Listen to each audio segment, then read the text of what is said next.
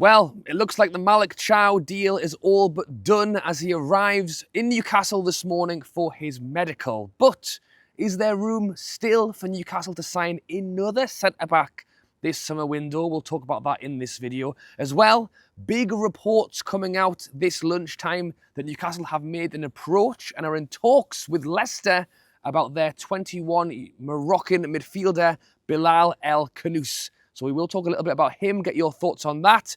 And two very different noises at the moment coming out from Newcastle and from Liverpool on the Alexander Isak situation. So we'll talk a little bit about that as well. Yes, guys, how's it going? Welcome back to a new video on this very warm but overcast lunchtime, Monday lunchtime. Hope you all enjoyed the weekend. Despite Newcastle losing another 2 pre-season friendlies at the weekend, I think the news on Malik Thiaw this morning has definitely cheered everybody up. As I say, literally as I left the game yesterday, the news broke that Newcastle had not only agreed a 4-year deal with the player, but that we had now agreed a 30 million-ish fee with AC Milan to sign the player. So if you're happy to see Malik Thiaw join the club, be sure to drop a like and subscribe. Got to hit the like on that one. A player that we have been linked with for a little while now. Undoubtedly, he has been on Eddie Howe's list for a little while now. I think he brings pace, quick lad, big lad, very much an Eddie Howe type player. And as I say, on what has been a frustrating window, Eddie Howe was extremely positive throughout both interviews he did over the weekend and said that, you know, there is time. There is time to make this window work. There is time to still bring players in, still bring talented players in. Elanga, I thought looked really fresh, actually. I would argue that the downside for Elanga was that when he did get the ball in, there was nobody to go for it. So it's positive that we've brought in a centre-back. Undoubtedly, we still want to look at midfielders and strikers. But as I mentioned, is there still room for Newcastle to sign another centre-back this window? Well, I think the answer is always yes, hopefully. And look, I think that's another position ticked off. Ramsdale, for all intents and purposes, thought looked pretty good. So I will give the goalkeeper that tentative tick. I think Malik Thiaw coming in has bolstered that defence. I think it will be Burnham Shaw first game of the season. I think Botman's maybe not quite ready yet. Has played obviously some pre-season, which is positive. I think Lewis Hall is in a similar situation, but having Botman and Thiaw as the next two, and then Lascelles behind him is pretty good. But reports coming out from Crystal Palace today have said that something needs to change urgently in the Marc Guehi situation. As I'm attacked by a wasp, thank you very much for that.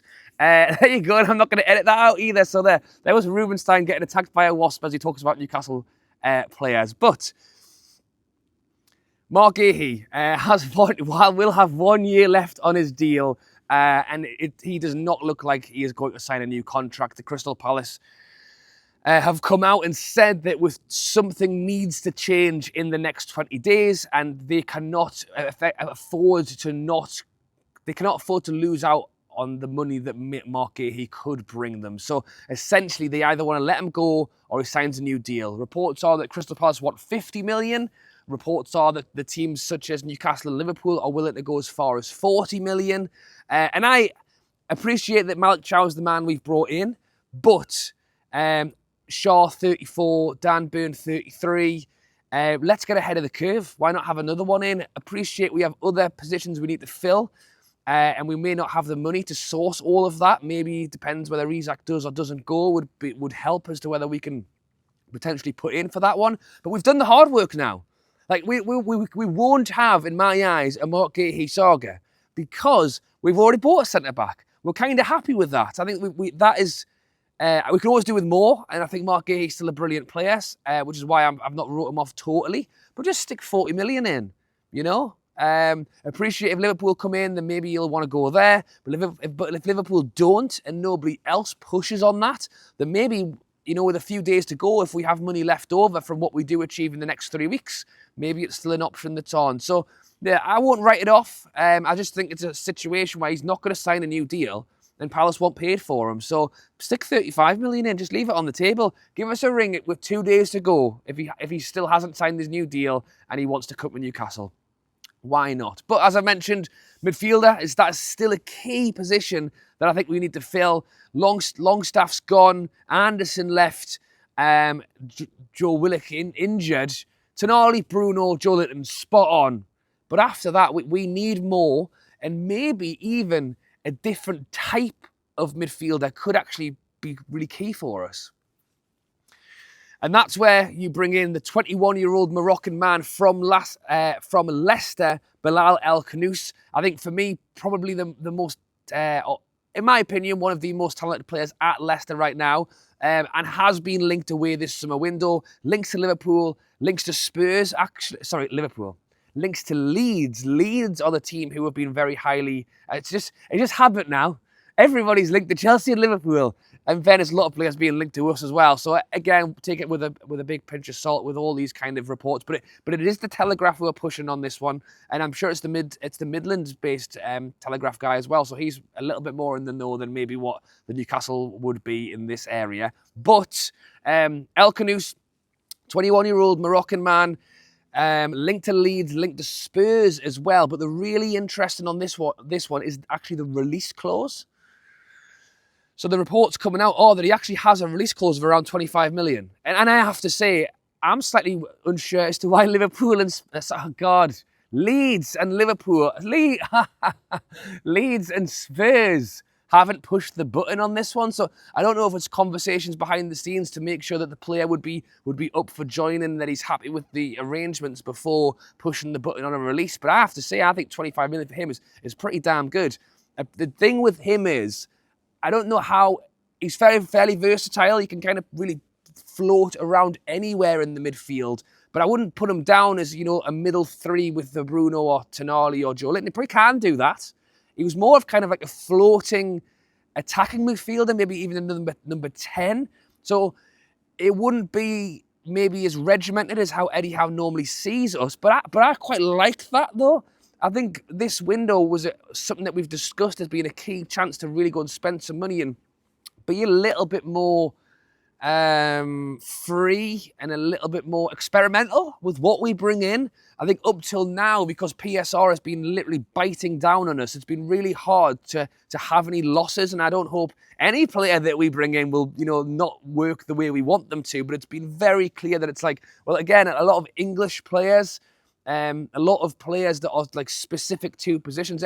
Anyhow, like God loves them.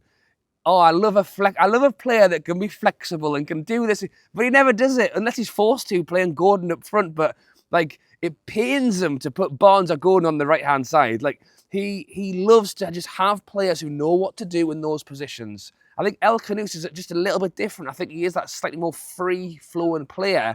But what we've seen, like a lot of teams, Newcastle are a very quick well, we're not a counter-attacking side, but we are a quick on-the-bounce side, with now Elanga on the right, Gordon on the left, boom, boom, boom, straight into the striker. Like, when we play a team who maybe does come and sit back, maybe we play a team who really just, sits on the edge of their 18-yard box, we can struggle because you can't release Murphy or Gordon into, the 5 metres behind the back line. That's often why I find Newcastle to be quite a good team, especially at St James's Park against, some of the top 6 sides, because they come and play you. Newcastle often struggle about like the low block side. I think El Khannouss could be really helpful with that. He will create. He's a bit of that kind of a bit of a tricky player, running through players, will open stuff up. So it's not to say that he'll come in and really play one of those 3. Maybe he could be that player that can unlock something for us when we need it. And interestingly enough, and I will quickly touch on this one, because Lucas Paqueta is still being talked about. A man that we were linked with previously is Bruno's best friend. And I'll go rumour, a couple of reports, but it's mostly rumoured that he's still on Newcastle's peripheral. But it would appear that it's Paqueta's it's kind of coming out of his side that he would like to join Newcastle. Probably because he just wants to have go and live in the house next to Bruno and Joe Linton and just be with his mates, probably. But I don't mind that one as well. I just mentioned El Khannouss release clause rumoured at 25 million. The reports early this summer window were that West Ham could look to part with Paqueta should a fee of around 25 million hit them. And I don't mind that at all. I think, once again, very similar to El Khannouss, I think he isn't really the kind of player who would be a Joe Linton, Bruno or Tonali. I think he would be that kind of more number 10. I don't think Newcastle, as much as we like to say 4-4-2 or, you know, Eddie Howe having two strikers or a number 10, or it's not going to happen. Eddie Howe's not done it up till now. I don't think he will ever. Well, maybe he will. But we're playing someone at home. We've got all the ball. You don't need Joe Linton kicking people all over. Bring him off. Let Tonali cover that himself and with Bruno, and then have a player sit in that kind of more attacking role. So I like those links. I like to hear that Newcastle maybe have the freedom this summer to maybe try and push on a player. Or maybe I'm looking at it as freedom to do so because PSR isn't chomping at us. You could look at it the other way and say, we're a little less picky at the moment because we haven't got long left to go. Either way, I don't mind the pair of them. But as I say, that's where we've gone. We've done goalie, we've done defender, we've done midfielder, and striker is still in the conversation. Links to Wizard are hot enough, but some very strong words from the Telegraph in relation to Alexander Isak this weekend. So yes, the reports are that Brentford are getting closer to signing the replacement, which means that Newcastle are getting closer to sign a Wizard. People are saying that it could well be done as quickly as this week, which would be awesome. I think Gordon will start against Villa regardless. So it is the first game of the season this weekend. Looking forward to that very, very much. Although having said that, after how we played in the last two friendlies, maybe I'm not. I'm looking forward to the season starting. I think it will be a tough start for us. I think Villa away and Liverpool at home are big. Like, I still hope that we can push on, and I think Eddie Howe spoke very confidently. But, you know, if you suddenly come out of those two games without any points, and my God, it will be doom and gloom on Tyneside. So, you know, give me a draw against Villa, first game away in the season, and then a big performance against Liverpool, the first home game, I think is what I would like to see. But anyway, having a Wizard available for any of those games, whether it be off the bench or whatever, is big. But the big question is will Alexander Isak be there? Well, no, I don't, actually. I don't think he'll be anywhere near the starting 11 or the squad for the game against Villa, and probably not Liverpool either. Even if we're in talks of selling him to Liverpool, we'll be like, we'll just wait a few weeks for that one. We might sell him to you in 2 weeks. But yes, reports coming out from various sources to say that Liverpool are getting ready for their second bid. So that's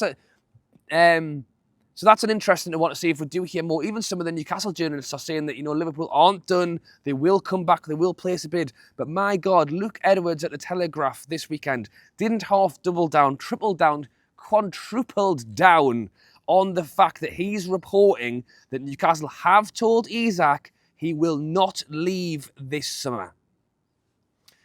So yeah, Luke Edwards was reporting from the Telegraph, Newcastle correspondent or North East correspondent for the Telegraph, reporting that the reason Isak is kicking off and pulling a sulk is because Newcastle have told him you aren't going anywhere. The reports essentially are that, first of all, Newcastle don't have to do anything that they don't want to, and second of all, do not wish to reward Isak for his awful behaviour by actually giving him the move.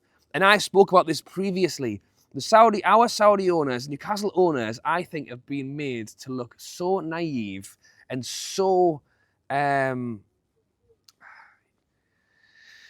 they've had the mick taken out of them, basically. It's probably the most polite way to put it. I think that the Liverpool owners have basically just swanned around, put in a bid that was way too low, and they've never come back again.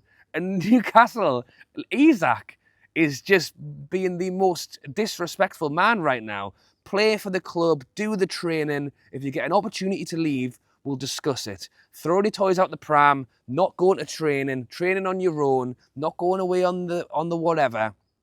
I'll give him some, like, maybe, you know, the going to Singapore, going to South Korea after he's just had his head battered by all the Liverpool stuff. You know what, let's even try and pretend to give him some benefit of the doubt on that one. To come back and then not get involved, let Eddie Howe down, let his teammates down. I think is absolutely madness. So, yes, the reports are doubling down from the Telegraph that Isak is going nowhere. And you know what it is?